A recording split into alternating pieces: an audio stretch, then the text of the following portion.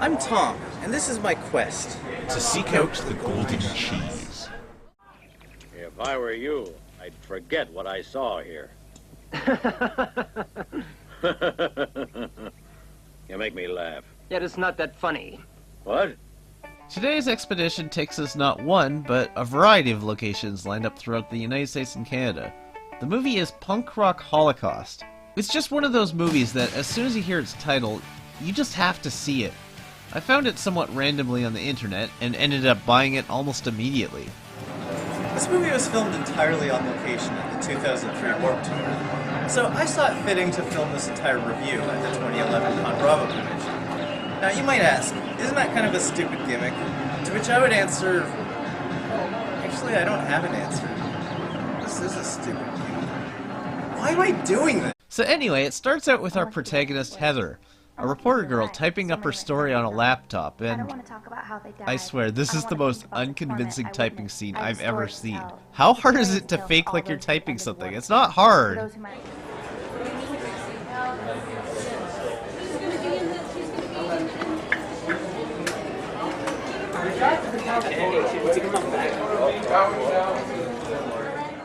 And listen to how much she repeats herself. A precarious tale for all those who would enter the Warped Tour.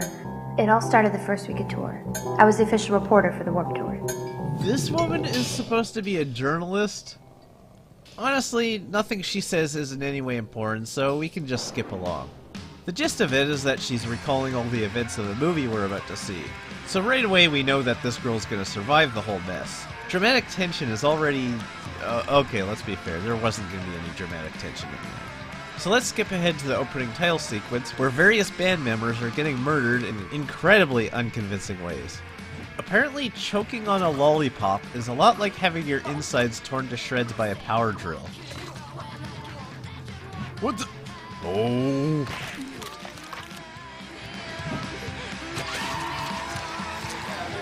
After this, some attempts at plot progression take place, which is a little disappointing because by far the most entertaining parts of the movie are the murderings. But don't worry, there's still plenty of that to go around. And it will be consistently absurd. All the bands have basically confirmed Basically? that the Holocaust band, they've disappeared. I have no idea where they're at, but I swear something could fall. Alright, there's not much I can do about that right now. Such vibrant characters! Maybe it's unfair for me to criticize the acting, since these are clearly just the people actually in charge of the tour, and who are nice enough to agree to be in the movie. Just, what does the scene add? They use this weird sort of comic book transition to go from one scene to another, which seems entirely pointless. Nothing that goes on resembles a comic book. It's like if you're watching Star Wars, and when it comes time for a scene transition... Commander, tear this ship apart until you found those plans, and bring me the passengers. I want them alive!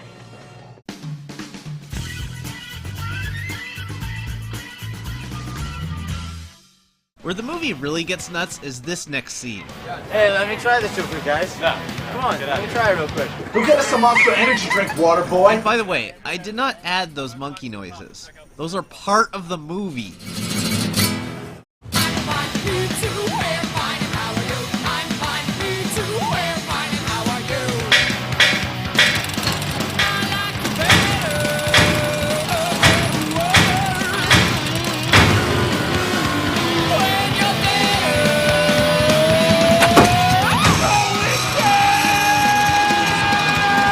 Holy shit!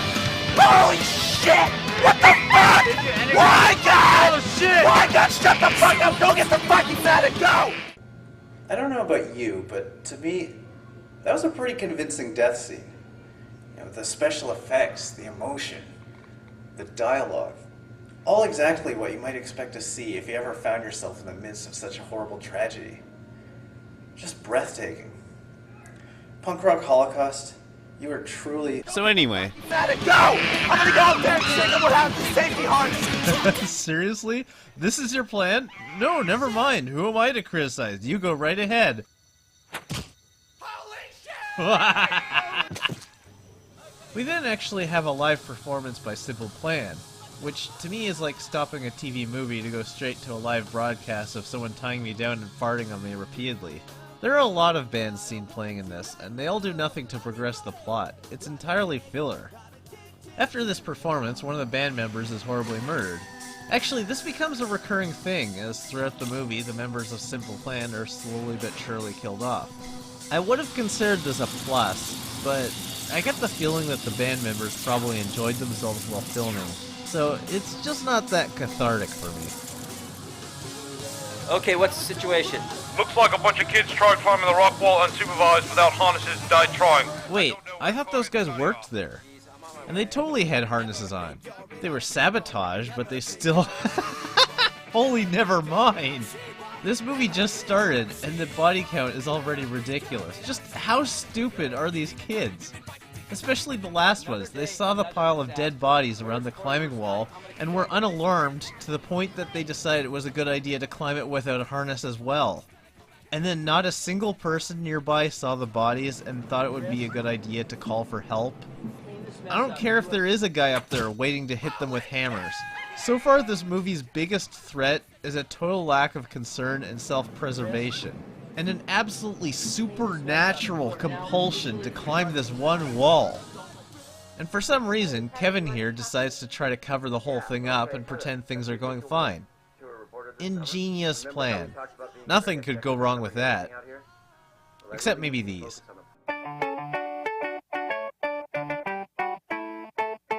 Why would he possibly be doing this at all? Why would he come to this conclusion? Does he think this is gonna ruin his show? He's covering up a dozen deaths just so he doesn't lose any money? But he's going to... Whatever, this is stupid.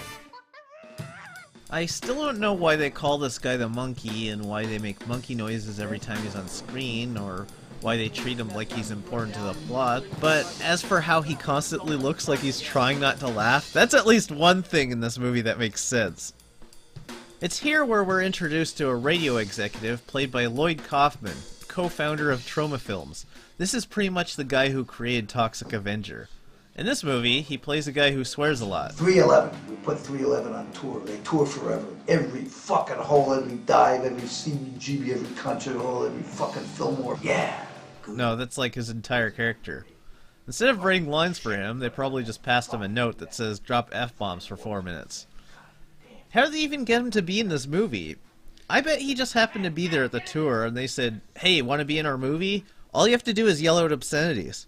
Heck yeah, I'm so f***ing in! Sparkle, sparkle, sparkle! So anyway, at this point, the mysterious killer decides he's going to target the vegans in the crowd and plants pure animal fat in the vegetarian salad mix. So yeah, he's now been downgraded from psychopathic murderer to obnoxious douchebag prankster.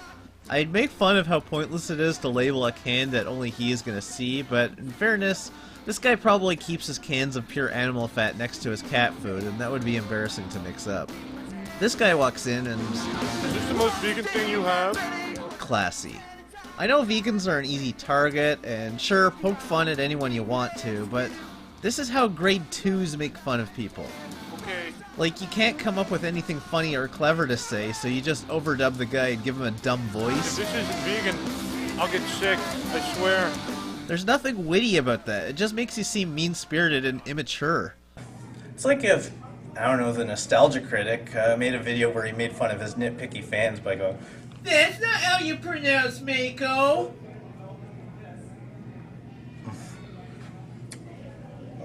This is awkward. Am I fired? Oh, no, of course not. Absolutely not. In fact, I actually wrote down some material here for you to use in your review. As lame as this movie may be, it's not nearly as lame as me, the Canadian uber dork, who would never have the stones to review something that anyone might actually disagree with me on.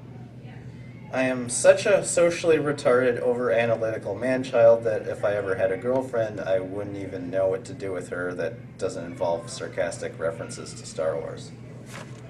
Thank you. You may proceed. So anyway, the vegan eats the tainted salad, and it causes him to barf up his own intestines.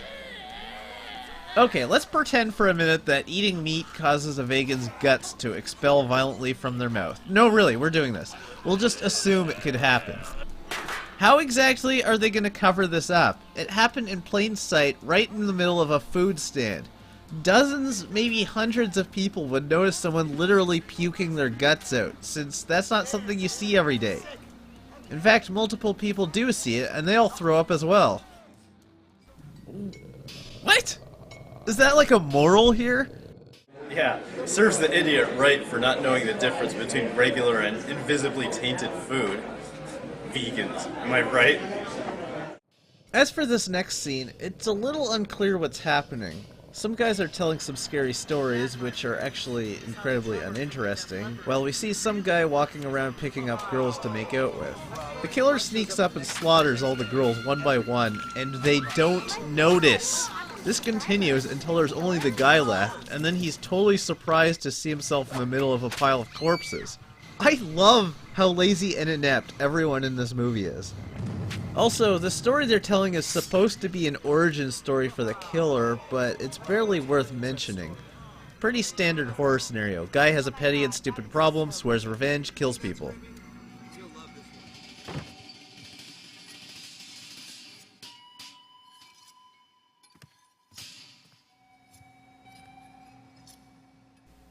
What? Why are we supposed to care about this? Who's Murs? We haven't seen him in the movie before. We never see him again afterwards. He's not even in the credits. And the credits include people in the mosh pit and people who are in scenes that were cut out. Oh, he's a rapper. That was a cameo. Okay, that was pointful.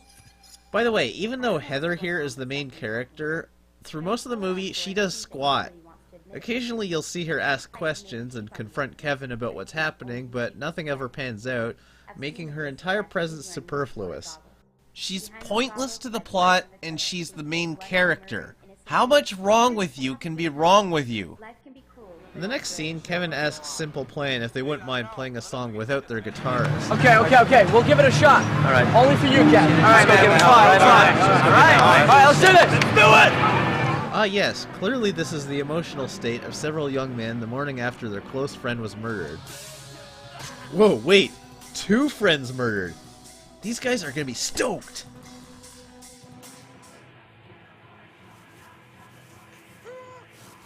Oh snap, there's no way to escape from that.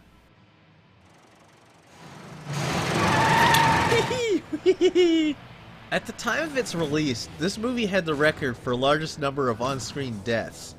Which isn't that hard when you just take a room full of people and tell them, okay, something happens with electricity and now you all just drop dead for some reason. I can do that right here. Everyone drop dead! Come on, it'll be cool! You know what I mean. Kevin, you have to know what's going on. People are dead. I've seen the bodies. Death? What is death? It's just an extension of life in itself. You're going to jail. Okay. Seriously, girl, call the police. You're gonna be an accessory. Next, we have the killer wearing a Hawaiian shirt and putting cyanide capsules in Sprite or something. I don't even need to say anything at this point. You know what's gonna happen next. Idiot kids don't care about the creepy dude in the mask, drink the inexplicably free beverages, and don't notice that it tastes funny and die horribly, and nobody pays the slightest attention to the bodies. In fact, all these deaths happen so frequently and with no consequences that I could save time by just doing a montage.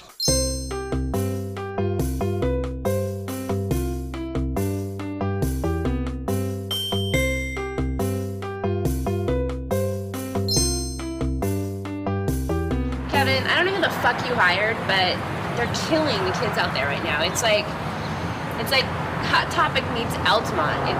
It's really bad. What the hell?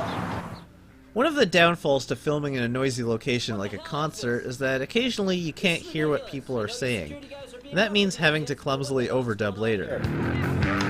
We're definitely gonna need some body bags. Yeah, we're gonna need some body bags. Not that I have anything against overdubbing. Under the right circumstances it can be done very smoothly, but what you have to realize is that if you don't get it absolutely perfect, it can look completely ridiculous. Intermission time! Today's totally out of context comic book panel comes to us from Amazing Spider-Man number 123.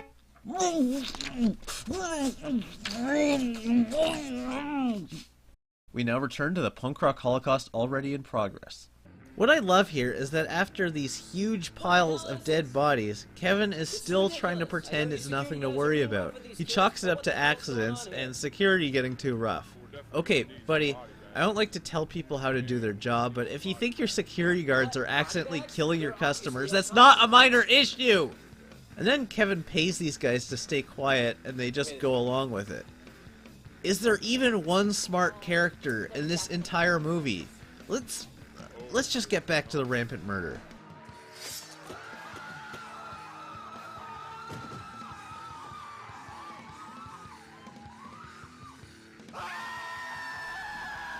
Now, this is just sort of a safety concern for me.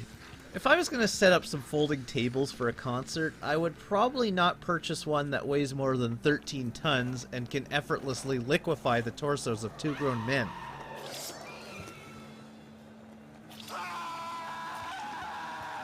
Don't you hate it when that happens?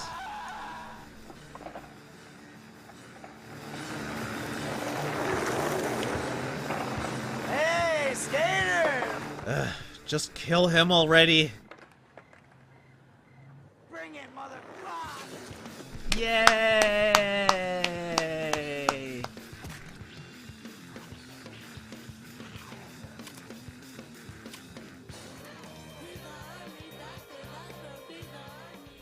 Okay, now you're killing off special ed students? Yeah, just keep it classy, punk rock Holocaust. Keep it classy. Oh, and these kids are watching their friends die right in front of them, and they keep drinking the punch. And yet another pointless divergence. These creative vendors decide to deal with all the dead bodies by cooking them and serving them as food. And people actually eat it, even though it's not even properly cooked and covered in blood. On a more serious note, the foundations for future medical science is being laid right here in the parking lot. Yeah, we should boil the bodies too, so people don't get hepatitis or AIDS or nothing like that. Genius! What's even better, although the other kids had to be tricked into cannibalism, as they're discussing their pressing medical issues, their buddy here is seen happily gnawing away on what he knows to be raw human flesh. And just when you thought people can't get any dumber, the killer starts stabbing people to death right on stage, and everyone's just standing there watching, and the band keeps playing. If I were so much as to climb on stage during a concert, I'd get tackled by like 3 security guards, and then I'd get tased and chopped in half, and my remains would be crowd surfed back to the exit. Not one of these fans even looks alarmed that the band is being murdered. It's almost like someone told them, hey, we're about to film a movie scene while the band's playing, so don't freak out if we start stabbing people in the face. Weird, huh? And here's a great sign for a movie. The killer uses intestines as a lasso to kill 2 fleeing kids, and it's not even interesting anymore. If anything, it's boring. There's also this.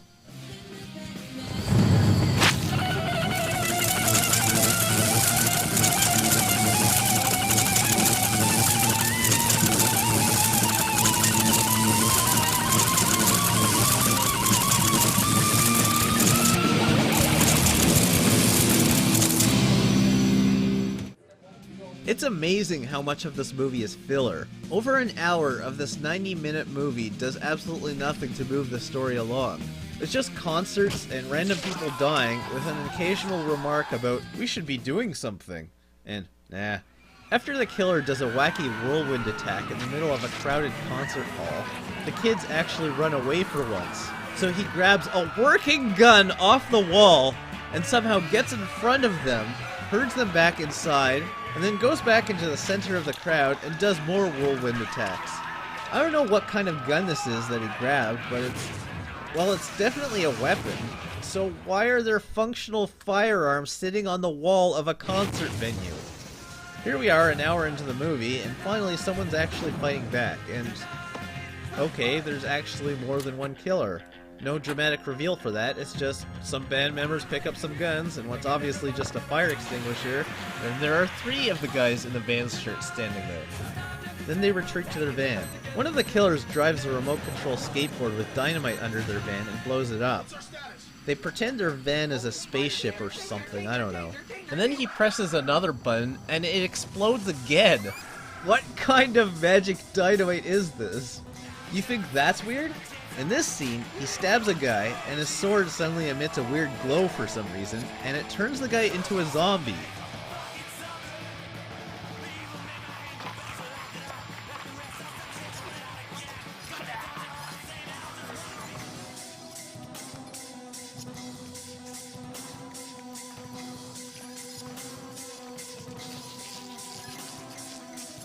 The zombie Holocaust continues. It just started! Did they forget what movie they were making? Oh, and if this guy could create a zombie outbreak instantly, why didn't he do it from the beginning? Gigantic understatement alert! I'll type Mega Records. There aren't many results. Here's one. I'll click it. It's a Rolling Stone article? Oh my god, it's all right here. Satan is the head of Mega Records, and he signed Brutal Enigma to his label because he thought that they would help in his plan to rule the world. I can't believe Kevin didn't know about this. Okay, let's... So, yeah, apparently Lloyd Kaufman isn't just playing a swearing record exec.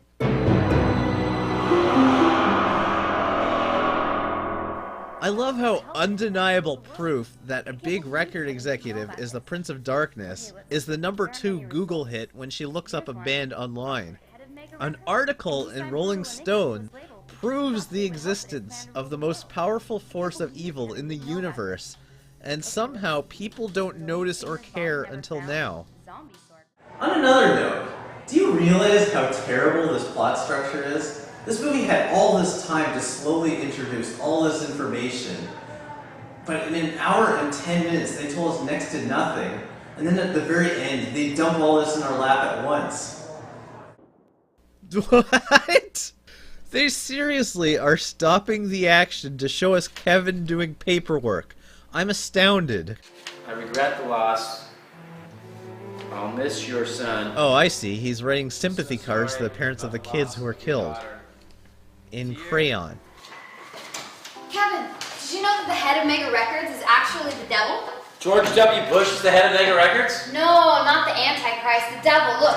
Political humor! The head of Mega Records is the devil. He must know how to stop this. He lives in New York. I need you to fly there. Just go deal with it. You know what? I'm sick of this. I'm really sick of this. Yes, you did just see him effortlessly rip off the killer's head with his bare hands. But then this is the same movie with a zombie sword. And yeah, that.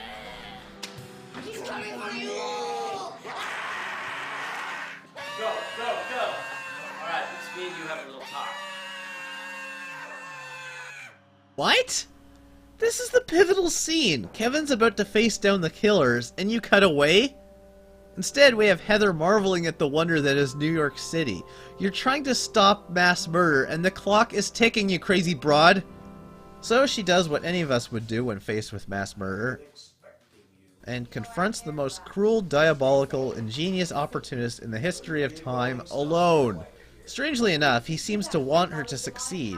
Even though his entire reputation is built upon being an excellent liar, Heather trusts him when he says he wants to stop the killers, but he's powerless against the lame band that he himself gave superpowers to.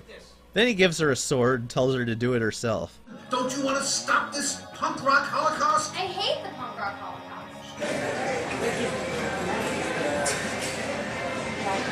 No comment! Oh, and now the killers are slicing up some club somewhere, and what happened with them and Kevin? Did they win? Did he win? Did he escape? Are these totally different guys? I don't know what's going on. So, let's spin the wheel of exposition. And the answer is bees. Yep, bees did it. I don't know, you tell me what happened. I know your game. So here's the climactic battle between a newbie reporter who's never held a sword before and a group of killers that have racked up a body count of over 200 in a few short weeks. How well do you expect this to go? Well, she shows up and confronts the killer. Yeah, there still are multiple killers, but I guess this is the main guy. And instead of fighting, they both stand there and exposit for several minutes. Dear storytellers everywhere, stop this. It's stupid. Why are you still doing this? Okay, no. I'm not supposed to provide meaningful criticism. I'm supposed to be showcasing the unintentional comedy. Let's look at that wall climbing accident again. Ah, much better.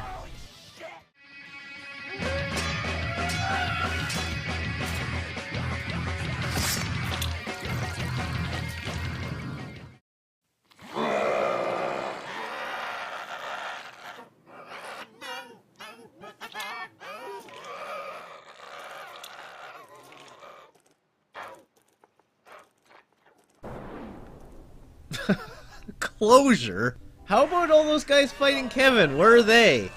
What does putting his head in a bag accomplish? Tell him what you told me. Get this guy out of here.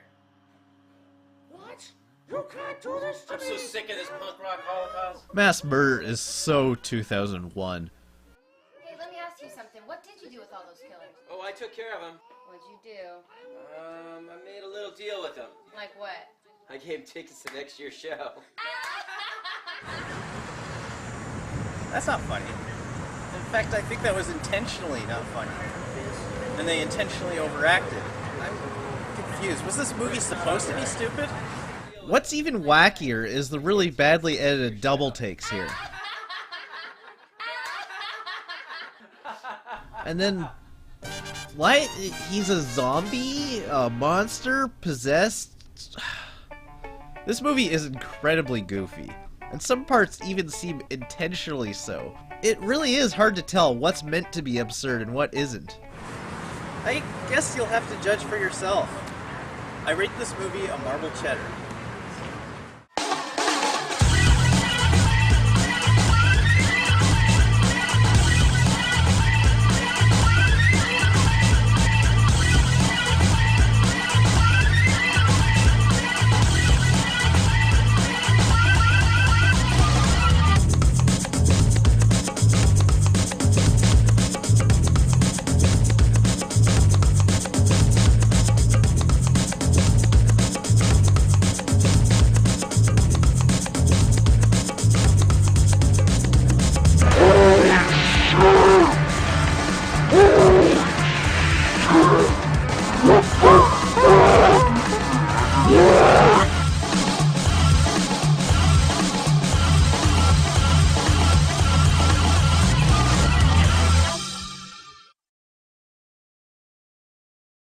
Do you know what we came to do here? Impersonate Shatner?